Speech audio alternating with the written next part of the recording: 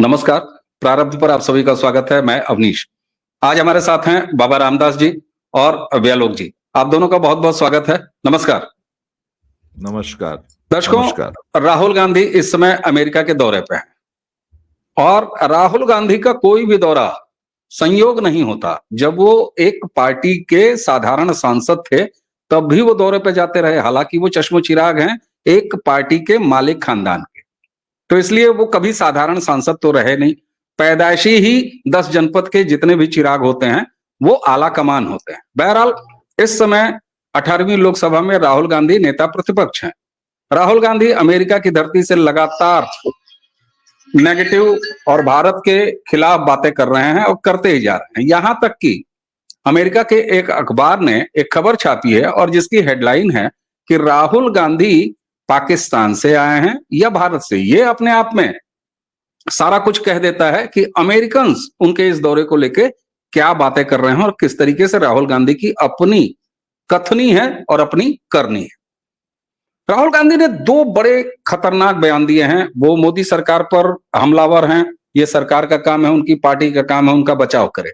वो आरएसएस पर हमलावर हैं, ये आरएसएस का काम है, सबसे बड़ी सांस्कृतिक संगठन है, उसके पास खूब लोग हैं, बहुत मेधा है, ये उनका काम है। लेकिन एक नागरिक के तौर पर हम सबको जिस बात से सबसे ज्यादा कंसर्न होना चाहिए वो ऐसी दो बातें हैं।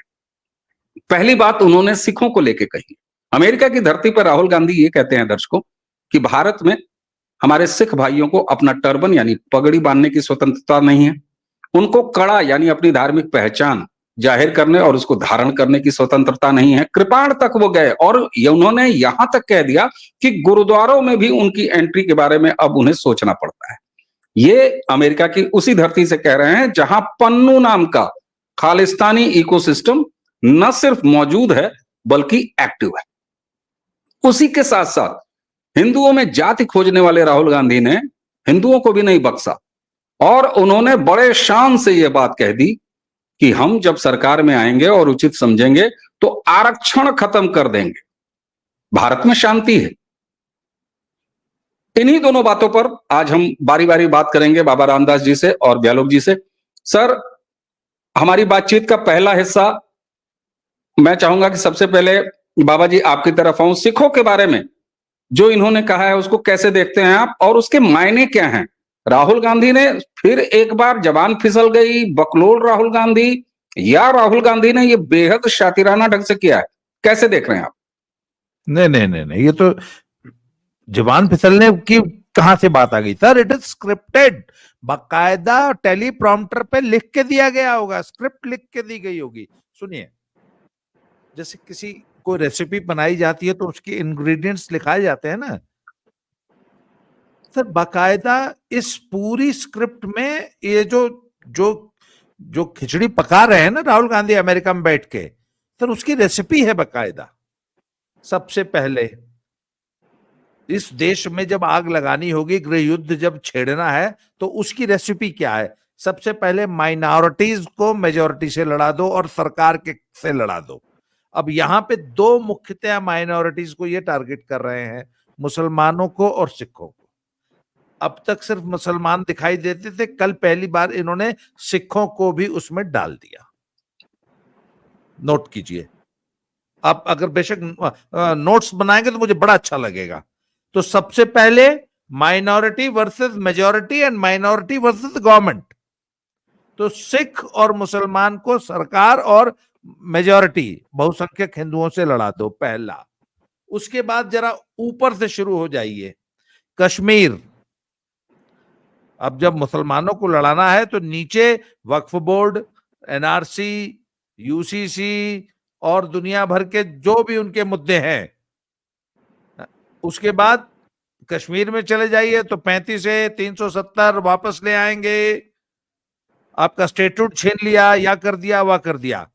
मतलब आग देखिए, जिन स्टेट्स में आग पहले लगेगी, मैं आज लिख के दे रहा हूं आपको। This will start from Punjab, spread to J&K and slowly come down to UP. Delhi Haryana होते हुए यूपी में आएगी। ऊपर लाल चौक से शुरू होगी, अमृतसर होते हुए शंभू बॉर्डर होते हुए यहां फिर अब यहां पे जो कमान पगड़धारी 5 लाख ट्रैक्टर संभाल लेंगे, वो हरियाणा तक आएंगे। उसके बाद उसमें शाहीन बाग शामिल हो जाएगा, फिर वो नीचे जैसे जैसे जाता जाएगा उसमें और एलिमेंट शामिल होते जाएंगे। सर ये है प्लानिंग। उसमें अब रेलवे को ठप कर देना है। सर आपको याद है फ्रांस में या किस देश में हुआ था, एक भीड़ भाड़ वाले जहां मेला टाइप कोई रिलीजियस रिचुअल चल रहा था, वहां एक व्यक्ति ने अपना ट्रक चढ़ा दिया था कई लोगों पर। सर युद्ध का, जिहाद का ये एक एलिमेंट है कि तुम्हारे पास जो है उसी से लड़ो। मान लीजिए एक आदमी, वो किसी उसकी डैम पे ड्यूटी है, बोला साला तुम कुछ नहीं, डैम ही खोल दो, रातों रात पूरे सब खोल दो, बह जाने दो। तुम अगर म्युनिसिपैलिटी में हो, पानी में जहर मिला दो। तुम रेल हो, रेल भिड़ा दो। तुम अगर की मैन हो, पटरी उखाड़ दो। मतलब चाहे जैसे देश को डिरेल करना है, तो रेलवे एक बहुत बड़ा माध्यम है। आपको मालूम है, ये गया था ट्रक वालों से के साथ बड़ी इसकी गलबैयां थी। जिस दिन ये बांग्लादेश बनाने की बात कर रहे हैं ना, ट्रक वाले उसका एक एलिमेंट बनेंगे, मेरी बात को याद रखिएगा आप। उसके बाद, सब कुछ के बाद, अगर आर्मी शामिल नहीं होगी, युवा शामिल नहीं होंगे। बांग्लादेश में छात्र आंदोलन था ना, वो तो बांग्लादेश का coup किसने शुरू किया? छात्रों ने शुरू किया। तो छात्र को कैसे भड़काना है? 90% लोगों के पास अपॉर्चुनिटी नहीं है, नीट का पेपर लीक हो जा रहा है, रोजगार नहीं है, सरकार के खिलाफ आ जाओ, लड़ जाओ, देश फूंक दो। सर ये सारी, ये इस देश को जलाने की, तोड़ने की, यहां देश को बांग्लादेश बनाने की रेसिपी के ये एलिमेंट्स हैं। देशवासियों को इसको पहचानने की जरूरत है। जी अच्छा सर, मैं चाहूंगा कि इससे पहले मैं व्यालोक जी की तरफ जाऊं, मैं इसी में थोड़ा सा चाहूंगा और आप एडिशन करें। आखिर किसी सिख भाई को उनका टर्बन, उनकी पगड़ी या उनके धार्मिक जो भी प्रतीक चिन्ह है, वो पहनने नहीं दिया जा रहा है, वो भी भारत में। ये अमेरिका में राहुल गांधी कह देते हैं। भारत के सिखों को क्या ये बेअदबी का मामला नहीं लगना चाहिए? हालांकि एसजीपीजी के एक प्रतिनिधि ने उस पर विरोध दर्ज कराया है, लेकिन वो विरोध ऐसा नहीं है कि जिस तरीके से बेअदबी के मामले कंसीडर किए जाते हैं। आखिर भारत में शांति क्यों है? क्योंकि ये कांग्रेस वही कांग्रेस है राहुल की, जिनके पिता ने कभी कहा था कि धरती कांपती है, और सिखों के गले में टायर जलाता हुआ भी इतिहास इसी भारत ने देखा है। और दूसरी एक चीज, जिस 84 के उस कत्लेआम को दंगा कहा जाता है, वो दंगा तो था ही नहीं, वो तो कत्लेआम था, और विशुद्ध रूप से सिखों का कत्लेआम था, जो कांग्रेस पार्टी ने किया और उसके इकोसिस्टम ने किया। आखिर बेअदबी जैसी कोई बात क्यों नहीं निकल के आ रही है? सिख समाज में शांति क्यों है? अवनीश भाई, थोड़ा सा पीछे ले जाऊंगा और बड़ी कड़वी बात बोलने जा रहा हूं। 1984 का जब सिख जेनोसाइड हुआ, तो आपकी उम्र, आप दोनों की उम्र काफी कम रही होगी, क्योंकि आप लोग मुझसे 10-15 साल छोटे हैं। 84 का दंगा मैंने अपनी आंख से देखा है। जब इंदिरा गांधी की सुबह हत्या हुई है, तो मैं उस वक्त दिल्ली आ रहा था और बस में था, और करनाल के पास हमारी बस रोक दी गई थी सुबह 11 बजे। फिर 4 बजे ट्रैफिक शुरू हुआ, 6 बजे हम जब दिल्ली पहुंचे, तो दिल्ली आकर हमको पता लगा कि ऐसी ऐसी घटना हो चुकी है। तब तक दिल्ली शांत थी। अगले दिन सुबह भी दुखी थी दिल्ली, पर शांत थी। शाम को पहली हत्या की अगली शाम को पहली थोड़ी बहुत झड़पें क्या हुई, मारपिटाई शुरू हुई। तीसरे दिन जेनोसाइड कायदे से शुरू हुआ। 6,000 लोग मरे थे सर। आपने मेरे इस पूरे घटनाक्रम से पे मैं आपके साथ एक अलग एपिसोड करना चाहूंगा। मैंने अपनी आंख से जो देखा, उसके बाद क्या हुआ। चलिए, दंगा हो गया, 4 दिन चला, सब शांत हो गया। सर उसके बाद रातों रात 6,000 जब सिख मार दिए गए तो रातों रात दाढ़ियां और पगड़ियां पूरे नॉर्थ इंडिया से गायब हो गई। ये पता है आपको? 6,000 सिखों का तो सिर्फ दिल्ली में संहार हुआ ना, कितने केस कत्ल हुए, कितनी पगड़ियां उतारी गईं, कितने कड़े इस नरसंहार की वजह से उतारे गए। राहुल गांधी इसका हिसाब देंगे? जरा जाइए और तिलक नगर में और ये जो सिख बहुल इलाके हैं दिल्ली में, पूरी की पूरी पॉपुलेशन ने अपने सर्वाइवल का मामला सर, जिंदा रहना था सर, केश कटा दिए गए थे, दाढ़ियां क्लीन शेव हो गए थे, पुरुष कड़े उतार दिए थे, कोई चिन्ह सिखी का नहीं बचा था। राहुल गांधी हमें उपदेश दे रहे हैं ये। इसका हिसाब मैं सिखों को लानत भेजता हूं कि उन्होंने राहुल गांधी से इसका हिसाब नहीं लिया कि कितने सिखों के केस तुम्हारी वजह से पूरे नॉर्थ इंडिया में। सर जेनोसाइड दिल्ली में हुआ था ना व्यालक भाई, थोड़ा सा आज प्लीज, आप सोच रहे होंगे मैं ज्यादा समझ ले रहा हूं।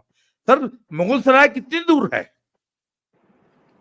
कहां दिल्ली, कहां पंजाब, 800 किलोमीटर तक मुगलसराय। सर मुगलसराय में लगभग 100 परिवार सिखों के रहते थे,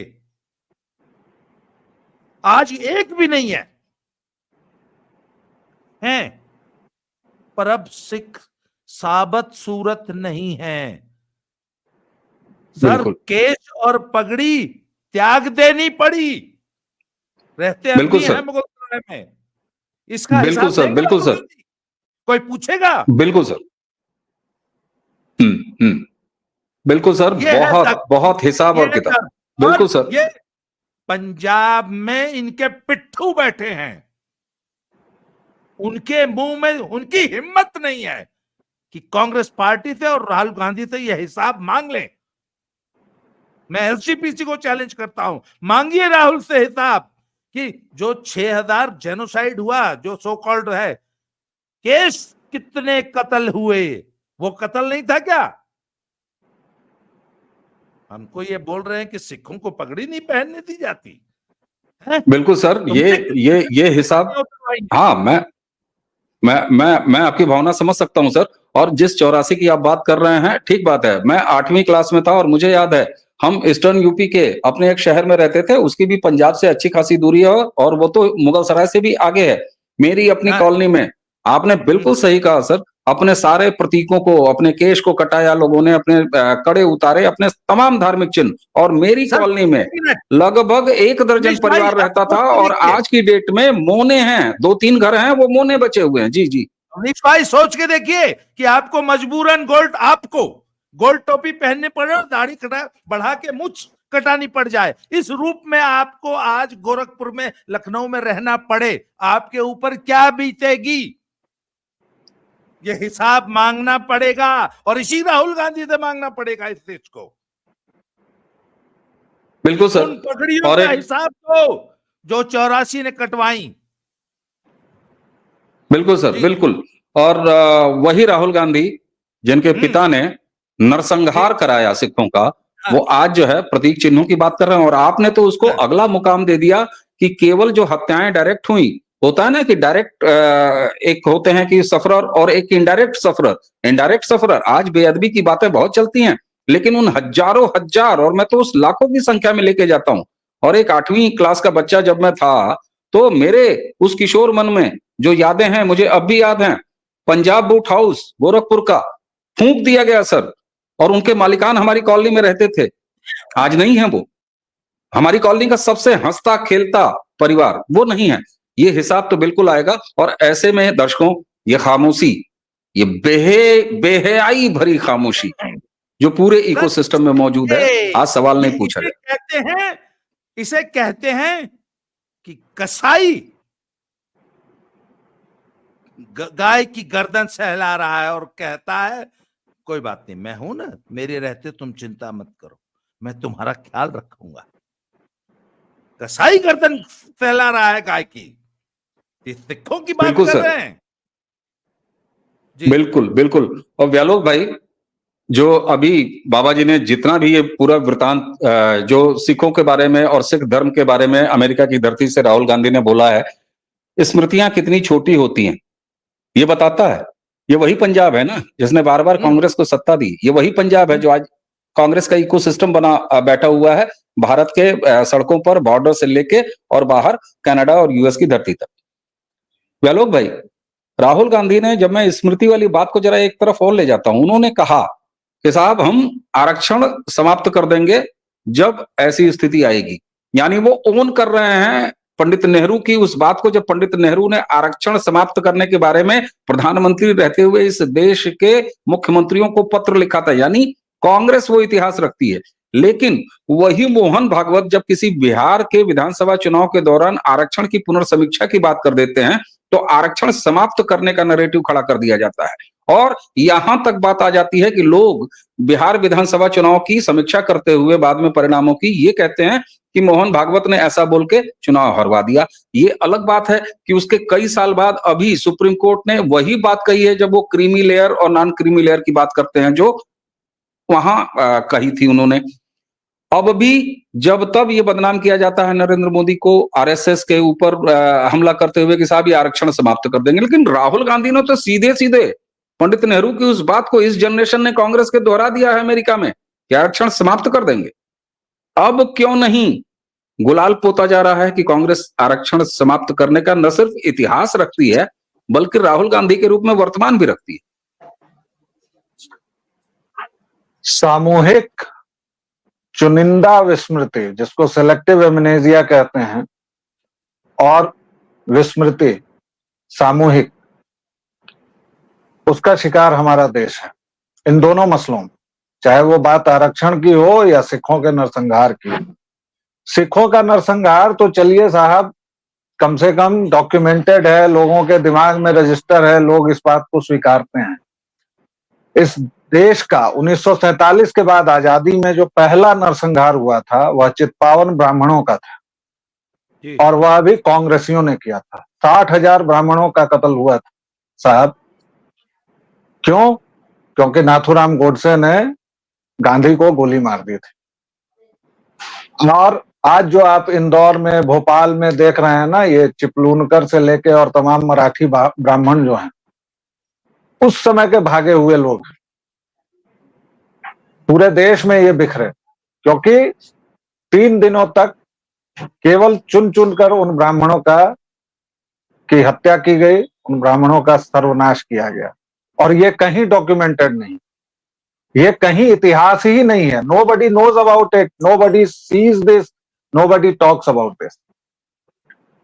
सिखों का नरसंहार जो हुआ, उसके बाद क्या क्या हुआ, मेरी उम्र सचमुच कम थी और वो सब, उस पर अब बहुत कुछ कहा जा चुका है। बाबा ने, दद्दा ने जो जो बातें कही हैं उससे बेहतर कुछ नहीं कहा जा सकता। इस राहुल विंची को हिसाब देना चाहिए। आरक्षण के मामले में भी हम सामूहिक विस्मृति के शिकार हैं। देखिए, उस दुर्घटनावश हिंदू, एक्सीडेंटल हिंदू जो प्राइम मिनिस्टर था और जिसको ये देश पंडित कहता है, कमाल, इस देश में अजीब अजीब बातें हैं। मतलब जो व्यक्ति कहता है कि मैं दुर्घटनावश हिंदू हूं, उसको हम लोग पंडित नेहरू के नाम से जानते हैं। मुल्ला नेहरू नहीं जानते हैं, पादरी नेहरू नहीं जानते हैं, हम लोग उसको पंडित नेहरू जानते हैं। बहरहाल, नेहरू ने तो इस देश के मुख्यमंत्रियों को चिट्ठी लिख दी थी साहब कि आरक्षण की जरूरत नहीं है। और ये राहुल गांधी जो दूसरों को आरक्षण और दलित, ओबीसी वगैरह वगैरह करता है, वो जरा अपने मरहूम अब्बा जान के समय का रिकॉर्ड देखें। ऑन रिकॉर्ड है, संसद के पटल पर है। मंडल कमीशन का विरोध किया था उनके अब्बा हुजूर ने। तो ये नसों में है साहब, आरक्षण विरोध हो या नरसंहार हो। देखिए, कांग्रेस जब सत्ता से बाहर होती है तभी वो चुप रहती है। कांग्रेस जब सत्ता में होती है तो वह बिल्कुल निर्दय होती है, वह बिल्कुल तानाशाह होती है। और ये एक घटना की बात नहीं है। आप देखिए कि सिख विरोधी दंगों में किसको सजा मिली? एकमात्र जो सज्जन कुमार को मिली। लेकिन टाइटलर और कमलनाथ भी दोषी थे। कमलनाथ को क्या उपहार दिया गया? उसको मध्य प्रदेश का मुख्यमंत्री बनाया गया, और उसके बाद बात आई गई हो गई। फिर अभी भी कमलनाथ कहाँ है, नहीं है, राजनीति कर रहा है, जो भी कर रहा है। एक नेत्री हैं भारत की, बहन जी, जिन्होंने इसका विरोध किया, जिन्होंने राहुल विंची की बात को कहा कि हम ऐसा नहीं होने देंगे। बाकी मायावती जी। पूरे नेताओं की भीड़ में एक ऐसा नेता नहीं है जो राहुल विंची की गर्दन पकड़ ले कि तुम क्या बोल रहे हो, क्यों बोल रहे हो, ऐसा किस लिए बोल रहे हो। तो मायावती जी को साधुवाद, धन्यवाद। उनकी राजनीति के बाकी आयामों से हमारा विरोध हो सकता है, उनकी राजनीति पर हम विरोध कर सकते हैं, लेकिन ये बात तो उन्होंने ही कही ना, और तो किसी ने नहीं कही। अब आइए आप जरा राहुल विंची के इस पूरे दौरे और पूरे डिजाइन पर, क्योंकि ये 2 पॉइंट जो हमने उठाए हैं, केवल बात यहीं तक नहीं है, उसने और क्या किया है। उसने तीसरी आग भी लगाई है भाषाओं की, कि कुछ भाषाओं को इंफीरियर समझा जाता है, कुछ को सुपीरियर समझा जाता है, हिंदी को थोपा जा रहा है। कौन सी हिंदी कहां थोपी जा रही है, मुझे तो समझ में नहीं आता है।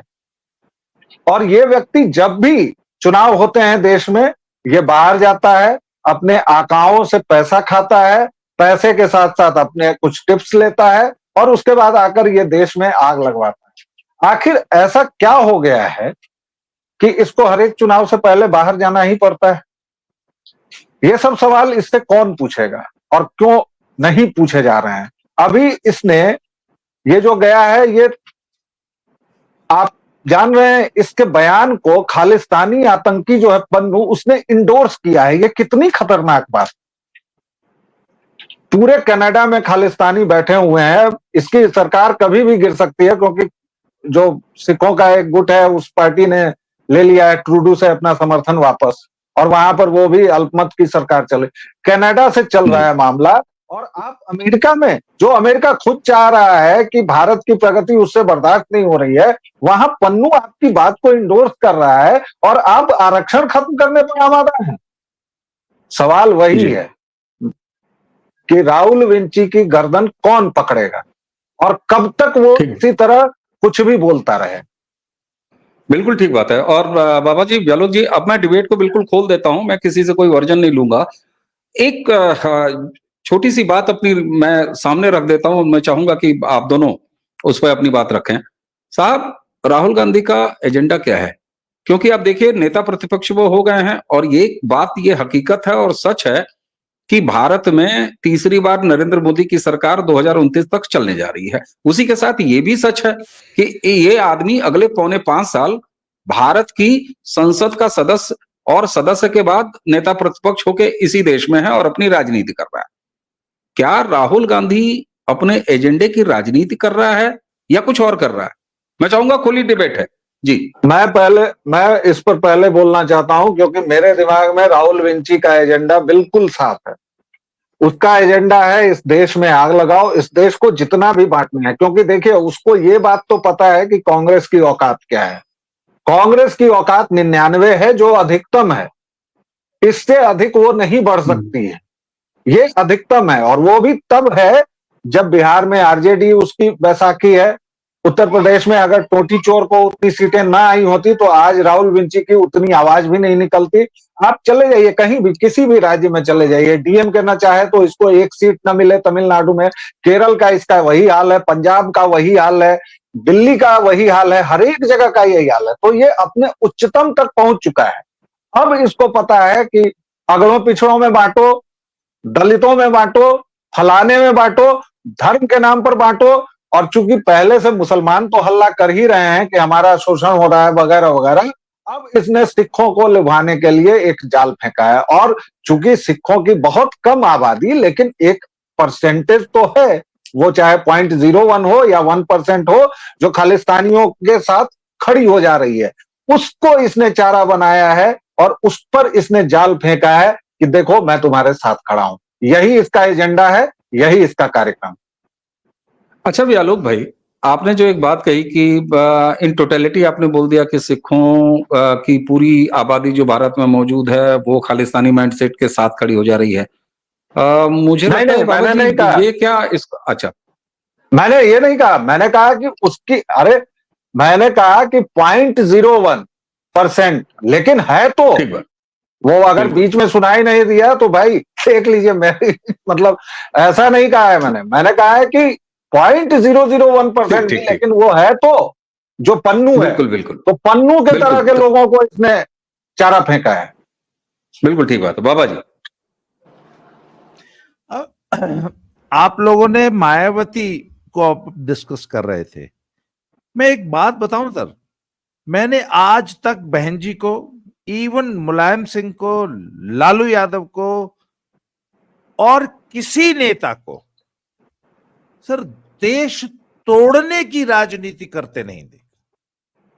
वो जातीय राजनीति कर सकते हैं, वो गुंडा राज ला सकते हैं, वो माफिया सब कुछ करते हैं सर वो, और मैं इनका बहुत प्रबल विरोधी रहा हूं, इनकी ये गुंडा पॉलिटिक्स का या जंगल राज की पॉलिटिक्स का या जातीय पॉलिटिक्स का। पर sir I have never found these leaders Bharat के हितों पर समझौता करते हुए मैंने कभी नहीं देखा। और सर मुझे, मैं आपको बता रहा हूं कि मुझे राहुल गांधी के पिछले, जब से ये बांग्लादेश को हुआ है, और सर ये आदमी, मुझे डर है कि ये आदमी भारत का एक या दो टुकड़ा नहीं करेगा सर, ये 20-25 टुकड़े करने की फिराक में। ये तो टोटल बाल्कनाइजेशन ऑफ इंडिया पे काम कर रहा है सर। ये इतना खतरनाक इस आदमी का एजेंडा है, मतलब भारत देश की जितनी भी फॉल्ट लाइंस हैं, ये सबको देख रहा है। जैसे अभी आपने भाषा की बात की है? कौन सा भाषा का संघर्ष है हमारे देश में? ये जब पैरामिलिट्री फोर्सेस को एड्रेस करता है तो उनसे कहता है कि आपको सेना के बराबर हक नहीं दिए जा रहे हैं, आप भी तो दिन रात ड्यूटी करते हैं। जब ये रेलवे वालों के बीच में जाता है तो कहता है, अच्छा इसने एक बहुत बड़ी बात आपको पता क्या फैला रखी है कि आप किसकी तुलना में ये इतने बड़े बड़े अफसरों की सैलरी इतनी ज्यादा क्यों है? अभी रिसेंटली सर आर्मी में एक घटना हुई है, मैं फौज की घटनाओं को बहुत ज्यादा हाईलाइट नहीं करता हूं। अभी 2 साल पहले सियाचिन में एक सोल्जर जो है एक क्रेवास में गिर गया, तो जब रेस्क्यू टीम चली तो एक जवान को बोला गया कि तुम इसके अंदर जाओ। तो आदमी, उन्होंने उसका स्पष्टीकरण दिया कि उसका वजन सबसे कम था, वो सबसे पतला दुबला छरहरा था, तो अगर वो फंस गया तो उसको 4 लोग इतनी बड़ी उसमें रेस्क्यू कर लेंगे, उसको खींच लेंगे, जो रेस्क्यू करने जा रहा है कहीं वो भी ना फंस जाए। फिर वो सिपाही अपने अफसर से कहता है कि सर आपकी तनख्वाह मुझसे 4 गुना ज्यादा है, आप मुझे क्यों भेज रहे हैं, आप खुद क्यों नहीं जाते अंदर? तो फौज में ये सबसे बड़ा अपराध है, इसको फौज की भाषा में हुकुमतुली कहा जाता है, इनसबॉर्डिनेशन, आदेश का पालन न करना, युद्ध भूमि में आदेश का पालन न करना। सर वो दाल बहादुर वाला इंसिडेंट याद है? दाल पतली है, बिल्कुल, दाल पतली है? जी है। सिपाहियों को ये भड़काया जाता है कि तुम्हारे साथ अफसर आपको मालूम है आर्मी में एक बहुत जबरदस्त रिजेंटमेंट पैदा किया जा रहा है कि अफसर लोग जो हैं और उनकी फैमिली जो हैं जवानों से बहुत दुर्व्यवहार करते हैं। सर ये अंदर अंदर पकाया जा रहा है। और ये, अच्छा ये जो अभियान चल रहा है बुलेट ट्रेन के खिलाफ, वंदे भारत के खिलाफ, ये जो अभियान चल रहा है जहां ये लोको पायलट्स को बोल रहा है कि तुम तो रेलवे की हायरार्की में दलित हो। सर आप कल्पना कीजिए कि अगर आज रेलवे के लोको पायलट्स हड़ताल कर दें, पूरा देश खड़ा हो जाएगा सर। जी आप कुछ कह रहे थे? बिल्कुल बिल्कुल। और एक चीज बताऊं, जिस कांग्रेस पे आज आरोप लगता है या हकीकत है कि उस पर लेफ्ट ने कब्जा कर लिया है, व्यालोक भाई आपको याद होगा मन्नू भंडारी मन्नू भंडारी का एक नाटक है कोर्ट मार्शल। और बाबा जी अभी आपने जो बात कही है ना कि किसानों जवानों को अफसर्स के खिलाफ भड़काया जा रहा है, मन्नू भंडारी लिखित कोर्ट मार्शल पूरे ड्रामे का, उस पूरे नाटक का थीम ही यही है, कथा ही यही है। लेफ्टिस्ट अपने एजेंडे पे उसी समय से लगे हुए थे और वो साहित्य में काम करते थे। आज राहुल गांधी की कांग्रेस ने उस चीज को पूरा अडॉप्ट कर लिया। आपने जब ट्रेनों की बात कही ना, आप देखिए कि राहुल गांधी कितने बड़े एजेंडे पे काम कर रहा है। व्यालोक भाई, खुली डिबेट है तो ये सवाल नहीं है, मैं अपनी बात भी रख रहा हूं उसी में कि साहब ये आदमी किसी तरह के तमाम तरह के फ्रीबीज देके और स्टेट इलेक्शंस अलग अलग विधानसभाओं को उसको ले लो, वहां पर जीत दर्ज कर लो, चाहे वो केरल हो, चाहे कर्नाटक हो, चाहे हालिया हिमाचल हो, और उसके बाद उस राज्य को बैंकरप्सी तक ले जाओ, केंद्र से उसके बाद बेल आउट पैकेज मांगो, केंद्र ना दे तो केंद्र को बदनाम करो, यानी कुल मिला के देश की आर्थिक तरक्की को डिरेल करो, ट्रेनों को डिरेल करो। ये तमाम चीजें एक साथ चल रही हैं व्यालोक भाई। तो ये इन सारी चीजों के परिदृश्य में अगर हम देखें तो राहुल गांधी राजनीति तो कहीं करता हुआ नजर ही नहीं आ रहा है। वो तो देश को तोड़ने के एक खतरनाक एजेंडे पे काम करता हुआ दिखाई दे रहा है। बाबा जी चले गए हैं, हो सकता है उनका कुछ तकनीकी दिक्कत हो। मैं चाहूंगा आप अपनी अंतिम टिप्पणी इस पर रखें जी। देखिए, दद्दा ने जो कहा वो बिल्कुल मैं उससे सहमत हूं कि राहुल गांधी को इस देश से कोई मतलब नहीं है, इसको कुछ नहीं करना है।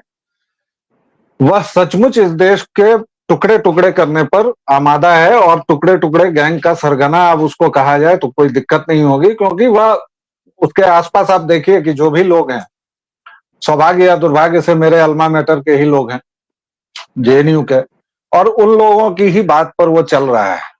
और जब मैं कम्युनिस्टों को देखता हूं या जब उनकी डिजाइन्स को सामने देखता हूं तो मुझे लगता है कि राहुल गांधी के दिमाग में वो सारी बातें भर दी गई हैं। जैसे वह क्या क्या कहता है, यह एक देश नहीं है, 26 देशों का समूह है, ये बात तो सीधी सीधी कम्युनिस्टों की बात है।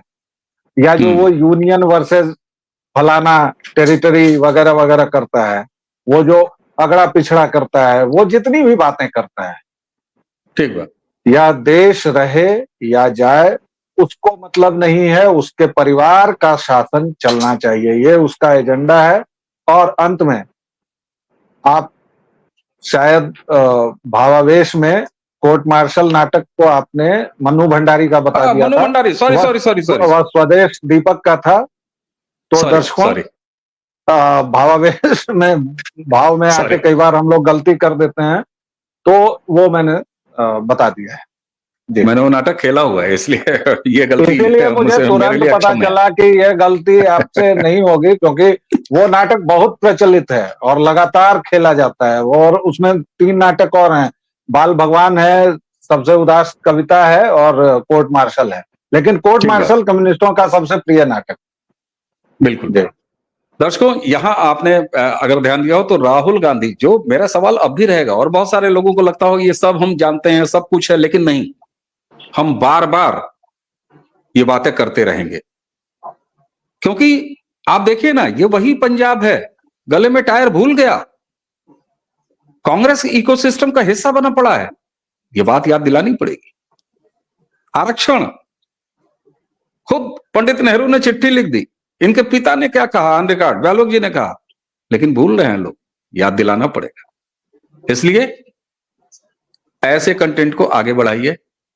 और मुझे अब कहने में तनिक भी गुरेज नहीं है कि राहुल गांधी और उसका पूरा इकोसिस्टम इस देश में राजनीति नहीं कर रहा, बल्कि अपने विदेशी आकाओं की छत्र छाया में इस देश से युद्ध कर रहा है। यह राजनीति नहीं है। जैसा कि हमारे दोनों वक्ताओं ने कहा, बाबा जी ने भी इसका जिक्र किया कि बहन मायावती हो, मुलायम सिंह जी हो, लालू जी हो, ठीक है, उनकी राजनीति से हम विरोध रख सकते हैं, लेकिन कभी देश तोड़ने की बात, इस तरह की बातें नहीं हुई। वो संप्रदाय की राजनीति करते हैं, वोट बैंक है साहब, वो जाति की राजनीति करते हैं, उनकी अपनी प्रायोरिटी है साहब, लेकिन भारत रहेगा तब ये संभव है। लेकिन राहुल गांधी को अगर उसकी सत्ता नहीं है, उसकी राजशाही अगर भारत में नहीं चलती है, उसके खानदान की राजशाही अगर भारत में नहीं चलती है, तो फिर भारत भी नहीं रहना चाहिए। ये देश के खिलाफ युद्ध नहीं है तो और क्या है। इसलिए मैं अपनी बात अंतिम लाइन रिपीट एक बार फिर करूंगा, राहुल गांधी इस देश में कोई राजनीति नहीं कर रहा, राहुल गांधी और उसका पूरा इकोसिस्टम इस देश से युद्ध कर रहा है। इस बात को हमें बार बार याद रखना पड़ेगा।